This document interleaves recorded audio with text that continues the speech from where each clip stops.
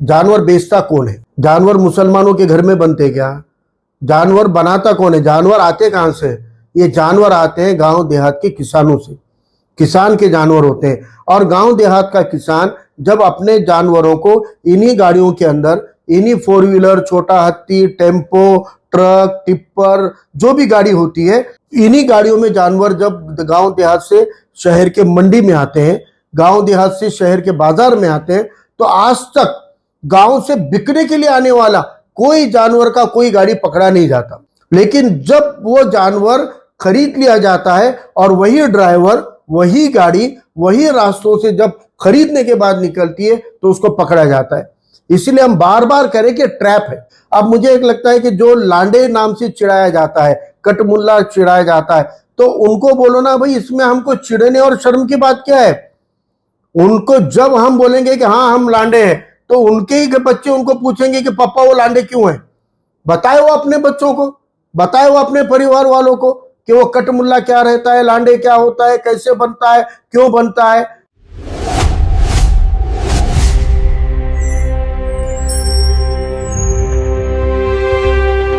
जो चीजें आपको चिढ़ाने के लिए इस्तेमाल की जाती है, जो चीजें आपको तोहमत लगाने के लिए इस्तेमाल की जाती है, जो चीजें आपको चुभाने के लिए और टॉर्चर करने के लिए इस्तेमाल की जाती है, उन्हीं चीजों को हम एक बेहतरीन इखलास का हथियार बना सकते हैं। जैसे इन्होंने गाय के नाम पे मुसलमानों को निशाना बनाया, आज मुसलमान ताकत से खड़ा होकर बोल रहा है कि गाय को राष्ट्रीय पशु डिक्लेयर करो, गाय को राष्ट्रीय गौ माता डिक्लेयर करो, गाय के प्रोटेक्शन के लिए सरकार आ गया है। तो उनके तमाम साजिशों का यहाँ पे निस्तो नाबूद हो जाती है। अब मुझे एक लगता है कि जो लांडे नाम से चिढ़ाया जाता है, कटमुल्ला चिढ़ाया जाता है, तो उनको बोलो ना भाई, इसमें हमको चिढ़ने और शर्म की बात क्या है? उनको जब हम बोलेंगे कि हाँ हम लांडे हैं, तो उनके ही बच्चे उनको पूछेंगे कि पापा वो लांडे क्यों हैं? बताए वो अपने बच्चों को, बताए वो अपने परिवार वालों को कि वो कटमुल्ला क्या रहता है, लांडे क्या होता है, कैसे बनता है, क्यों बनता है। एक तरफ तो इधर बोलेंगे कि ये लांडे हैं, दूसरी तरफ बोलेंगे कि लव जिहादी है, दूसरी तरफ बोलेंगे कि हमारे बच्चों को भी लेके जा रहे, तीसरी तरफ बोलेंगे कि इनके बच्चे ज्यादा होते हैं। तो भाई आप एक बाजू लो ना, कोई एक बाजू में आके साफ करो इसको। इसलिए मुझे लगता है कि अभी मुस्लिम समाज को ये जो चिढ़ बना रहे हैं उसका स्पष्टीकरण पूछना चाहिए कि ठीक है हम लांडे, क्यों लांडे बोल रहे भाई हमको? लांडे के पीछे की टेक्निकल डेफिनेशन क्या है, व्याख्या क्या है, मेडिकल व्याख्या क्या है, फिर मेडिकल पॉइंट ऑफ व्यू क्या है, सोशल पॉइंट ऑफ व्यू क्या है, प्रैक्टिकल पॉइंट ऑफ व्यू क्या है, लांडा रहना अच्छा है कि बुरा है, लांडे रहने के फायदे कितने हैं, नुकसान कितने हैं, लांडे नहीं रहे तो नुकसान है या लांडे रहे तो नुकसान है। ये तमाम इसके ऊपर खुल के बहस होनी चाहिए। किसी भी चीज को वो समझेंगे गाली है, हम क्यों माने गाली है, वो समझेंगे चिढ़ा रहे, हम क्यों चिढ़े। हम बोलेंगे उनको स्पष्टीकरण दो हमको, भाई ये लांडा क्या रहता है, क्यों रहता है, इसको मेडिकल साइंस कैसे नजर से देखता है। इसके ऊपर खुलकर सवाल पूछने चाहिए और इनके साजिश के हथियारों को ही इनके ऊपर पलटना चाहिए। नहीं, खुली बात है, भेदभाव वहां से शुरू नहीं होता है। भेदभाव शुरू यहां से होता है कि जब जानवर बेचता कौन है? जानवर मुसलमानों के घर में बनते क्या? जानवर बनाता कौन है? जानवर आते कहां से? ये जानवर आते हैं गांव देहात के किसानों से।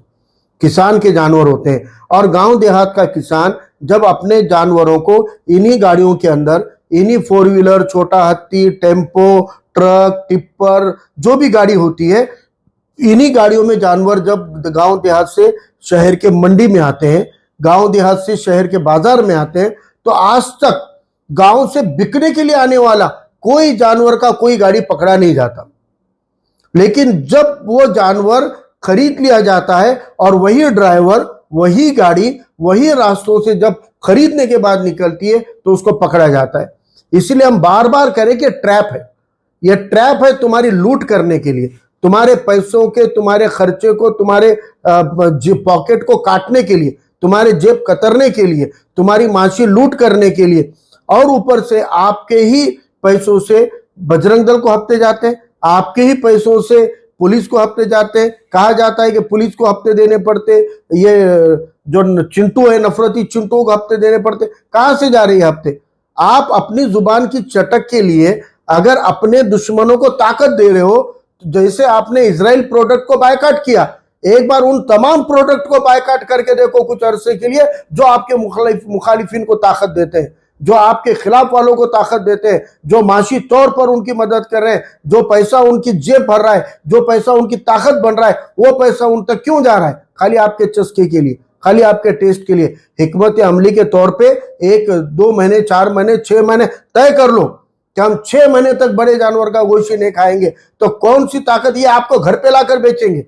सरकार घुटनों के बल आएगी। पीछे हमारे कुरैश बिरादरी ने एक एक्सपेरिमेंट किया था ये आंदोलन का, और चंद दिन चला, चंद हफ्ते चला, कई महीनों तक भी नहीं चल पाया वो आंदोलन। चंद दिन चला, उन चंद दिनों के अंदर सरकार घुटनों पे आ गई थी। सरकार के लोग बिरादरी को आके बोल रहे थे हमारे पास चर्चा को आओ, हम आपके मसले हल करेंगे। और तब हमने देखा कि कई दिनों तक वो मसला खत्म हो गया था। कोई गाड़ी रोक नहीं रहे थे, कोई आड़ोनुक नहीं हो रही थी, कोई धरपकड़ नहीं हो रही थी। ये सब के सब नफरती चिंटू ठंडे हो गए थे। एक बार आप मनसूबाबंद तरीके से आप तय कर लो कि हम अगले कुर्बानी तक बड़े का गोश्त खाएंगे ही नहीं। खाने वालों ने बंद करना चाहिए, खरीदने वालों ने बंद करना चाहिए, ये अपने आप काटने वाले भी बंद करेंगे।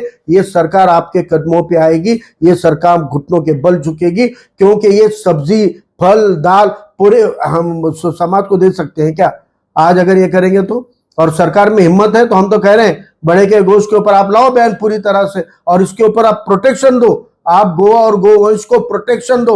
वो गोवंश बाजार में आना ही नहीं चाहिए, बिकना ही नहीं चाहिए। अगर हिम्मत है तो सरकार करके दिखाए, लेकिन ये सरकार करेगी नहीं, क्योंकि ये सरकार को दंगों के लिए और रिश्वतखोरी के लिए ये चीजों को इशू बनाए रखना है।